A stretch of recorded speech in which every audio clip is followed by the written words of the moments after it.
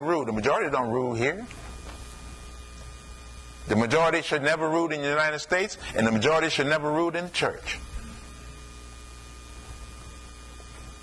Any place where majority rule is anarchy, chaos. Because folk are messed up. They're just messed up. And see, God should be rooted in the church automatic, and he has to superimpose himself upon government in order for the government to last any time. So in the scriptures here, people say, well, we don't want the United States to be a theocracy. No, God has rules for the government and rules for the church. And they both rule by God. One is his right hand, the church, and one is his left hand, the state. And rules and regulations that govern both hands. He saves us by his right hand, and he judges by his left hand. But here the saints, they continue steadfastly in the apostles' doctrine. And breaking up bread and in prayers. Every day. And they did eat their meat with gladness and singleness of heart, praising God and having favor with all the people. And the Lord added to the church daily such as should be saved. Now go over there to chapter 6. Acts chapter 6. And in those days, when the number of the disciples was multiplied, because there were some more thousands added. But let me pull up at the end of chapter 5 there, verses 41 and 42, chapter 5. And they departed from the presence of the council, rejoicing that they were counted worthy to suffer shame for his name, and daily in the temple and in what? Every house. Cease not to teach and preach Jesus Christ. That's why we have the word going on 24/7. Because we don't have people coming every day for Bible study, even though we have pretty much Bible studies pretty much regularly because we're talking about the Lord all the time. But every day, the Word of God should be going on in our home. We should be teaching and preaching Christ every day in our homes as well as in the temple. Every day, 7 days a week. It should be going on in everybody's home.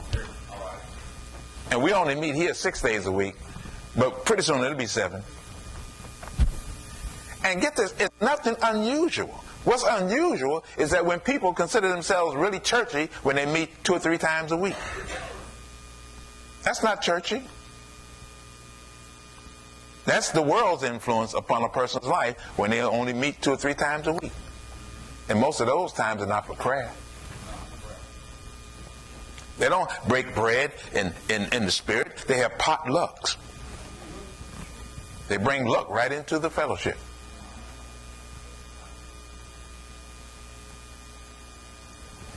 Verse 1, chapter 6. And in those days, when the numbers of the disciples was multiplied, there arose a murmuring of the Grecians against the Hebrews because their widows were neglected in the daily administration. They didn't have a revelation of the elimination of erroneous distinctions. All right. And anytime people still identify one another after the flesh, there's always going to be lack. You know, people in this fellowship still talk to me about fleshly identification. Still talking because the revelation is not there. And I have to all the time put checks and not respond. Because I don't want the same results as people that don't have a revelation of the elimination of those distinctions that Christ died to eliminate. Amen. He died to eliminate black and white folks. He died for that. But we keep it alive in the minds of folk because you talking about somebody said to me this week, he says, do y'all have fellowship?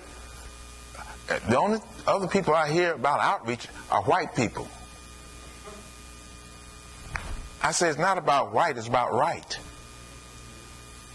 Well, that's the only people I hear that have outreach to the name. Do y'all fellowship with the white people? I say, people don't even connect that kind of thinking and communication to high blood, sugar diabetes. They don't connect that to hypertension and heart palpitations and whatnot. I was talking a long time with a person yesterday, 10 years younger than I am, got a pacemaker. And got all kind of physiological problems and all kind of medications. And I've been on him for years. Let's sit down for an hour. Oh yeah, Rev, we're gonna do it. Rev. I say, we better do it before you get straight. I mean, with formaldehyde straight.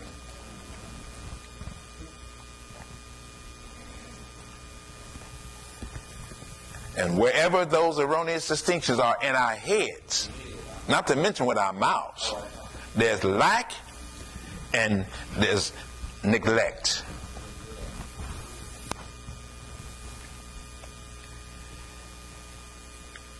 Verse 2 says, then the 12 called the multitude of the disciples, who it says unto them, and said, it is not reason that we should leave the word of God and serve tables. I like what one brother said, I don't want you on ladders, and I don't want you on roofs, and I don't want you doing this. I want you writing books. If I see you up on ladders and roofs and stuff like that, I'm leaving. Well, that was a good bargain. I spent a lot of years on roofs and on ladders. I remember preaching from the scaffolding in here when we were remodeling this place. We put $300,000 in this place.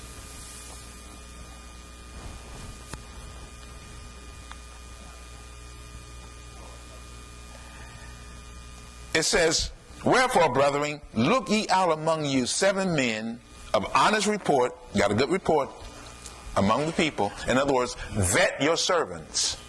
Vet the people who serve. Don't just want people to be in front of you that you don't know how they're living.